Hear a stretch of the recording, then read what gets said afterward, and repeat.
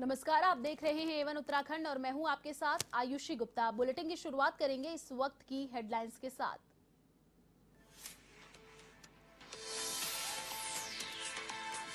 5 नवंबर को प्रधानमंत्री नरेंद्र मोदी उत्तराखंड दौरे पर। केदारनाथ धाम में करीब 250 करोड़ के कार्यों का करेंगे लोकार्पण। सीएम पुष्कर सिंह धामी ने दी जानकारी।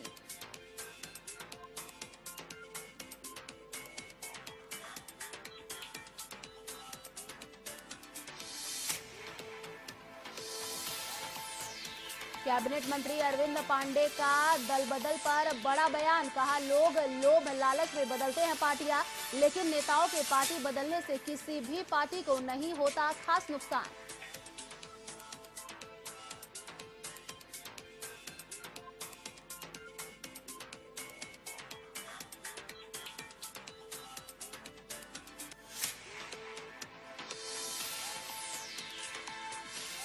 कश्मीर में आतंकियों के साथ मुठभेड़ में उत्तराखंड के 2 जवान शहीद। सैनिक कल्याण मंत्री गणेश जोशी ने शहीद जवानों को दी श्रद्धांजलि। जोली ग्रांट एयरपोर्ट पर उमड़ा जनसैलाब।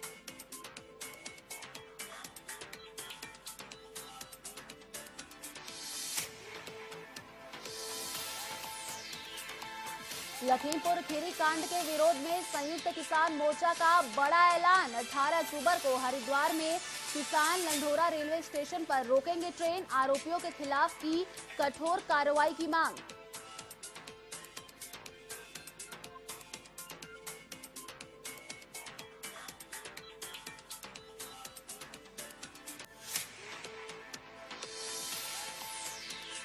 लंबे समय बाद मसूरी में लौटी रौनक। कोरोना काल के बाद पहली बार पर्यटन स्थलों पर दिखी पर्यटकों की भीड़।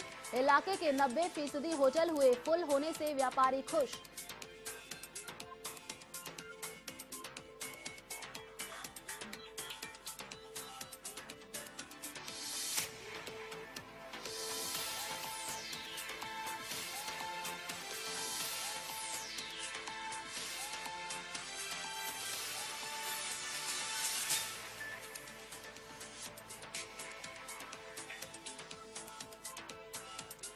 और अब खबरें विस्तार से।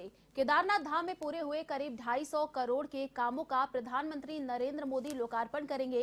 प्रधानमंत्री 5 नवंबर को उत्तराखंड आएंगे। यह कार्य प्रधानमंत्री मोदी का ड्रीम प्रोजेक्ट है। इसे लेकर मुख्यमंत्री पुष्कर सिंह धामी ने कहा कि प्रधानमंत्री नरेंद्र मोदी आकर योजनाओं का लोकार्पण करेंगे, साथ ही करीब 150 करोड़ की नई योजनाओं का शिलान्यास भी करेंगे।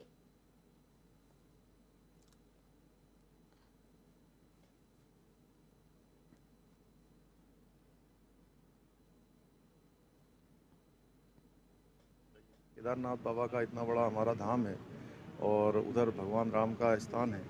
और अभी ये संजोग है कि मैं पहले केदारनाथ गया, क्योंकि दोनों एक ही हैं, भगवान राम और भगवान शिव। तो यहाँ भगवान शिव का आशीर्वाद लिया, भगवान राम का आशीर्वाद लिया। प्रधानमंत्री आ रहे 5 तारीख को, कुछ कंफर्म हो पाया प्रोग्राम अभी?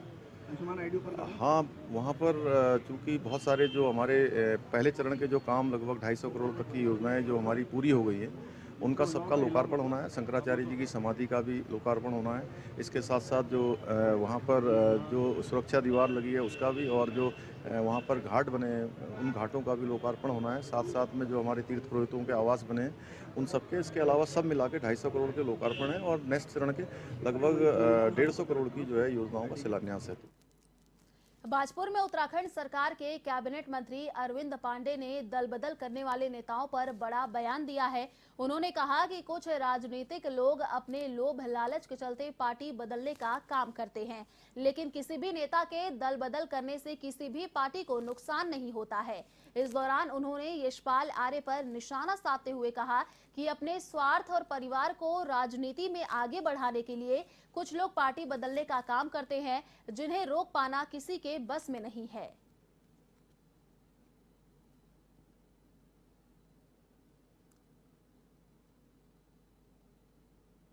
किसी के आने जाने से आज तक किसी भी दल का कोई नुकसान नहीं हुआ है। नुकसान होता है चाहे किसी दल में भी जो कार्यकर्ता होते हैं, जो किसी नेता के पीछे निष्ठावान होकर काम करते हैं, और जब वह नेता अपने लोभ लालच के लिए दल बदल करता है तो वहाँ के जो स्थायी कार्यकर्ता होते हैं, जो नेताओं के पीछे लड़ते झगड़ते हैं, अपनी इज्जत को दांव पे लगा के, अपने सम्मान को दांव पे लगा के पार्टी के लिए काम करते हैं, ऐसे कार्यकर्ताओं का अपमान होता है, चाहे वो बीजेपी हो चाहे वो कांग्रेस में हो। मुख्यमंत्री पुष्कर सिंह धामी ने देहरादून के मोहकमपुर में, आपको बता दें, द हंस फाउंडेशन डायलिसिस केंद्र का लोकार्पण किया। माता मंगला के जन्मोत्सव के अवसर पर हंस फाउंडेशन के संस्थापक भोले महाराज और माता मंगला ने प्रदेश को 14 डायलिसिस केंद्रों और 13 सचल चिकित्सालयों की सौगात दी है। कार्यक्रम में मुख्यमंत्री पुष्कर सिंह धामी ने माता मंगला को जन्मोत्सव की शुभकामनाएं देते हुए उनके स्वस्थ एवं दीर्घायु की भी कामना की। उन्होंने कहा कि माता मंगला और भोले महाराज ने अपना पूरा जीवन परमार्थ के लिए समर्पित किया है। उनके लिए नर सेवा ही नारायण सेवा है।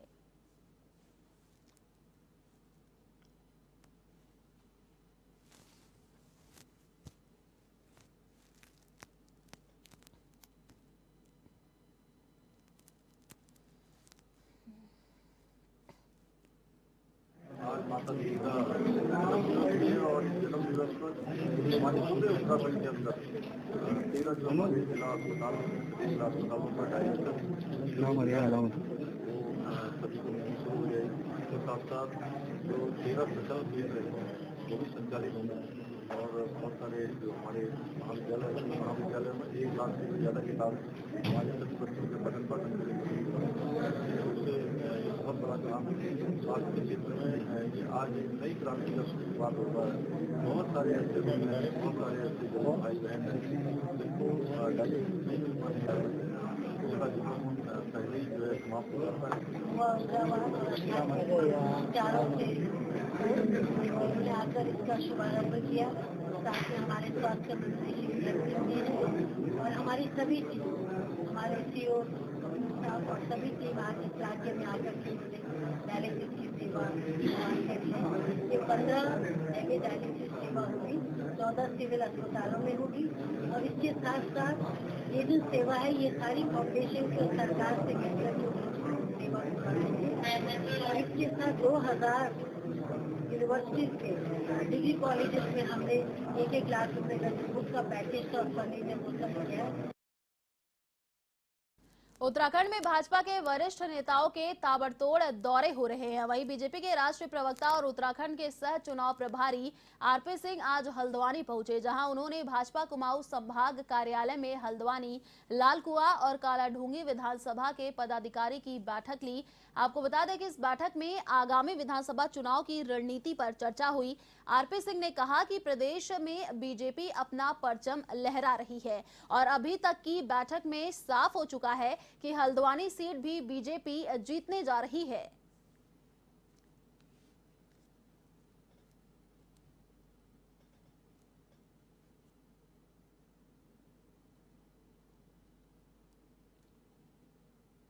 चुनाव की तैयारी की दृष्टि से कार्यकर्ताओं से मेरी आज पहली बैठक थी यहाँ की कार्यकर्ताओं के साथ। हमको चुनाव की दृष्टि से क्या क्या चीज़ें करनी वाली उनसे मैंने कुछ चीज़ें बिंदु शेयर किए और नीचे क्या फीडबैक हो थोड़ा उनसे फीडबैक लिया है। ये पहली बैठक नहीं है और ये आखिरी बैठक नहीं है, लगातार चलेंगी बैठ के और लगातार आना होगा और हल्द्वानी सीट हमने जीतनी है सुनिश्चित, उसकी तैयारी के लिए हम आए हैं। और जिस प्रकार का कार्यकर्ताओं का उत्साह है उससे बड़ा स्पष्ट दिखता है कि हम इस बार हल्द्वानी जीतेंगे। उत्तराखंड के काशीपुर में विधानसभा चुनाव से पहले सभी राजनीतिक दलों ने अपना अपना गणित लगाना शुरू कर दिया है। इस दौरान चुनावी दंगल में सभी दावेदार कोई कसर नहीं छोड़ रहे हैं। आपको बता दें कि काशीपुर में पिछले दिनों वर्तमान बीजेपी विधायक हरभजन सिंह चीमा ने राजनीति से संन्यास लेने की घोषणा कर दी। आगामी चुनाव के लिए अपने बेटे त्रिलोक सिंह चीमा का नाम सामने आया, तो वहीं कई बीजेपी नेताओं ने विधायक चीमा के पुत्र को नकारते हुए विरोध किया है। ऐसे में काशीपुर सीट पर सियासी पारा आसमान छूने लगा है।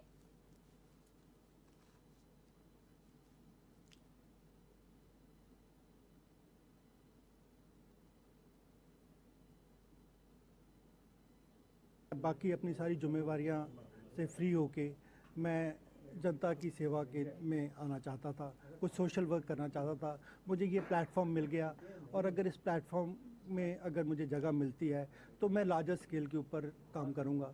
नहीं तो कोई छोटा सोशल वर्क जो भी होगा वहाँ पे काम करूँगा, लेकिन जो मेरी बाकी लाइफ है मेरे को करना सोशल वर्क है, ये मेरी इच्छा है। उत्तराखंड के पिरान कलियर क्षेत्र के आम आदमी पार्टी प्रभारी शादाब आलम ने विधानसभा क्षेत्र का निरीक्षण किया। इस दौरान आम आदमी पार्टी प्रभारी ने कहा कि वे यहां की सफाई व्यवस्था को लेकर प्रशासन को अवगत कराएंगे। अगर फिर भी प्रशासन मामले में संज्ञान नहीं लेता तो वे खुद मोर्चा संभालेंगे।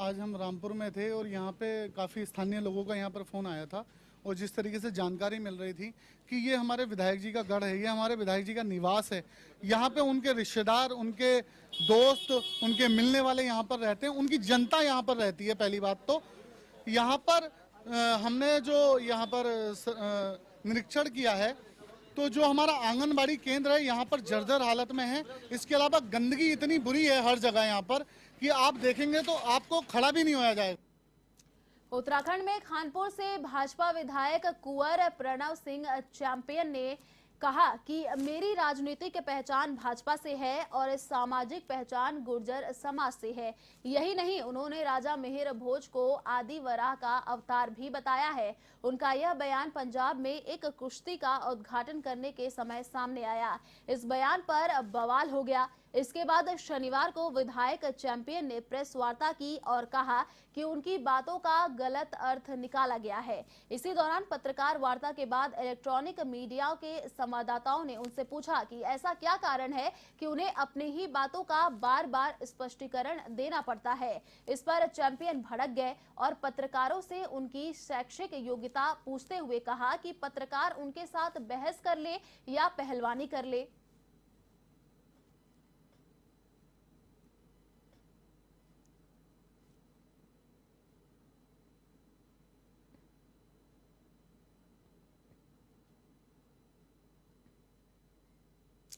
कश्मीर में आतंकियों के साथ मुठभेड़ में शहीद हुए उत्तराखंड के 2 जवानों के पार्थिव शरीर जोली ग्रांट एयरपोर्ट पर पहुंचे, जहां उत्तराखंड के सैनिक कल्याण मंत्री गणेश जोशी के साथ कई लोगों ने शहीद जवानों की शहादत को नमन किया है। आपको बता दें कि चमोली के ग्राम पंचायत सेम सांकरी के जवान योगंबर सिंह भंडारी और टिहरी जनपद के विक्रम सिंह नेगी आतंकवादियों से मुठभेड़ करते हुए शहीद हो गए थे।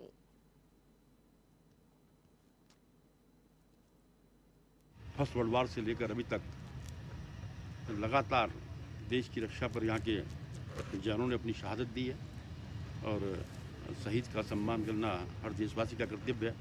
इस संकट की घड़ी में हमारी सरकार इस परिवार के साथ में है। हमारी सरकार ने ये सुनिश्चित किया है कि देश की सीमा पर रक्षा करते हुए जो जवान शहीद होगा उसके परिवार के व्यक्ति को नौकरी हमारी सरकार देगी। हमने देखिए, किसी शहीद को हम वापस नहीं ला सकते हैं, लेकिन उसके परिवार की चिंता करना, उसका सम्मान करना ये हमारा कर्तव्य है। हमने ये भी सुनिश्चित किया है कि शहीद के नाम पर उससे जिस क्षेत्र का शहीद होगा वहाँ के विद्यालय और सड़कों का नाम जो है शहीद के नाम पर रखा जाएगा। प्रदेश के लखीमपुर खीरी घटना का असर अब धीरे धीरे उत्तराखंड में भी पनपने लगा है। आपको बता दें, 18 अक्टूबर को संयुक्त किसान मोर्चा के पदाधिकारियों ने हरिद्वार के लंढोरा रेलवे स्टेशन पर रेल रोको आंदोलन का आह्वान किया है। वहीं उनके द्वारा रेल रोको आंदोलन में भारी संख्या में किसानों के पहुंचने की उम्मीद भी जताई गई है और संयुक्त किसान मोर्चा के पदाधिकारियों ने रेल का चक्का जाम करने की बात कही है।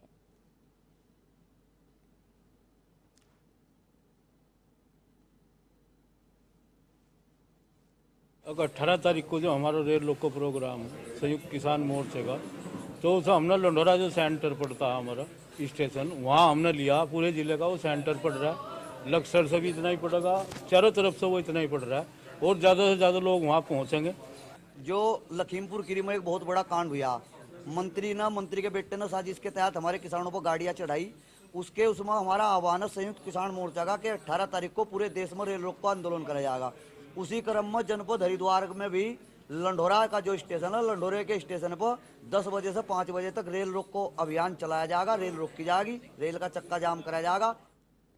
खबर उत्तराखंड के लक्सर से है, जहां एसडीएम वैभव गुप्ता ने अवैध खनन के खिलाफ ताबड़तोड़ छापेमारी कर एक डंपर सहित 8 ट्रैक्टर ट्रॉलियों को सीज कर दिया है। आपको बता दें कि एसडीएम वैभव गुप्ता ने जानकारी देते हुए बताया कि क्षेत्र से अवैध खनन की सूचनाएं मिल रही थी। इसी को लेकर तहसील टीम के साथ दबिश दी गई, जिसमें अवैध खनन से भरे ट्रैक्टर ट्रॉली और डंपर को सीज किया गया है। वहीं प्रशासन की कार्रवाई से अवैध खनन कारोबारियों में हड़कंप मचा हुआ है।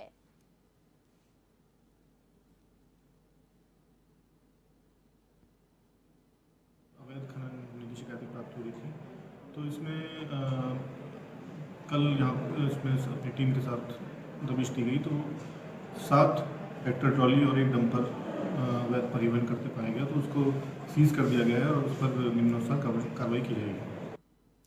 वैसे तो उत्तराखंड से मानसून की विदाई हो चुकी है, लेकिन आपको बता दें कि मौसम विभाग के मुताबिक रविवार और सोमवार को उत्तराखंड के मैदानी और पर्वतीय इलाकों में भारी बारिश हो सकती है। साथ ही कई इलाकों में ओलावृष्टि की भी संभावनाएं हैं।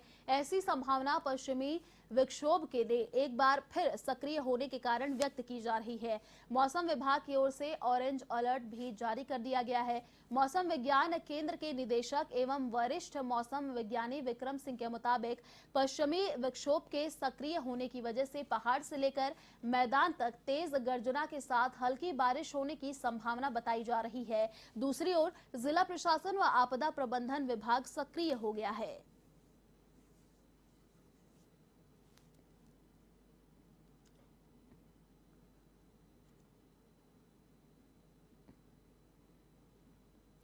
लंबे समय के बाद एक बार फिर पर्यटन नगरी मसूरी में पर्यटकों की आमद बढ़ने से व्यापारियों में खुशी की लहर देखने को मिली है। पिछले काफी समय से व्यापारी अपने व्यापार को लेकर चिंतित थे। दरअसल पिछले 2 साल से कोरोना की मार पर्यटन व्यापार पड़ रही है। अब जबकि हालात धीरे धीरे सामान्य हो रहे हैं, तो बड़ी संख्या में पर्यटक भी मसूरी की ओर आने लगे हैं, जिससे व्यापारियों के खासा उत्साह देखने को मिल रहा है। होटल एसोसिएशन के महासचिव संजय अग्रवाल ने बताया कि दशहरे की छुट्टियों में काफी संख्या में पर्यटक आ रहे हैं और 90% होटल फुल हो चुके हैं। साथ ही उन्होंने ये भी बताया कि होटलों में कोरोना गाइडलाइन का पूरा पालन करवाया जा रहा है और उन्होंने उम्मीद जताई है कि आने वाले दिनों में भी पर्यटन व्यवसाय को गति मिलेगी।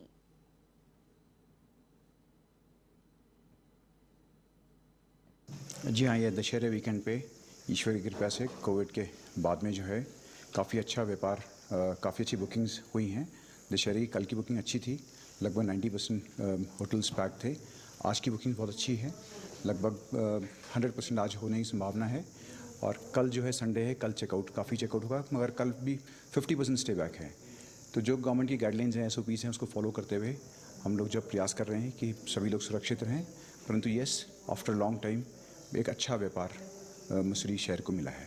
सरकार द्वारा छूट दी गई है, उसमें मसूरी के व्यापारियों में बेहद खुशी है। और व्यापारियों का जो 2 साल का जो आर्थिक नुकसान हुआ था, उसमें हर व्यापारी यही मानता है कि किसी न किसी रूप में इस त्योहारी सीज़न में, चाहे वो दशहरा हो, आने वाला दिवाली हो, क्रिसमस हो, इसमें कहीं ना कहीं आमदनी बढ़ेगी।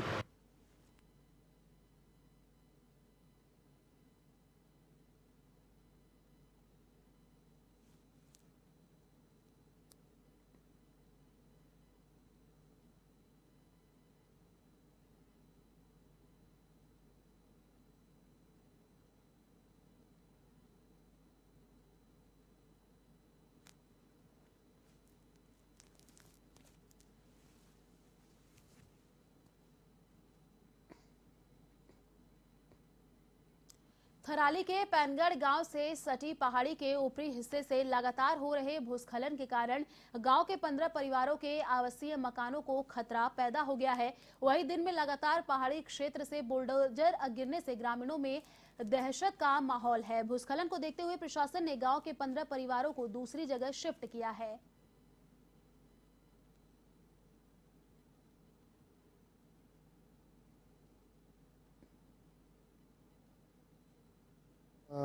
होना चाहिए था, लेकिन वो काम पूर्ण रूप से नहीं हो पाया है, क्योंकि सर ये जो सुनाव से पैनगढ़ मोटर मार्ग है, उसमें जो भी कटिंग से लेके जो भी खेत खूद दबे या जो भी फसल है उसका कोई मुआवजा नहीं मिला है। 2013 से जब से आपदा आई पेनगढ़ ग्राम में दोनों तरफ से जो मार्ग है वो पूरा टूट चुका है, बड़ी बड़ी चट्टान घुस चुके हैं, आने जाने का कोई मार्ग नहीं है, एक मात्र टोली लगी है।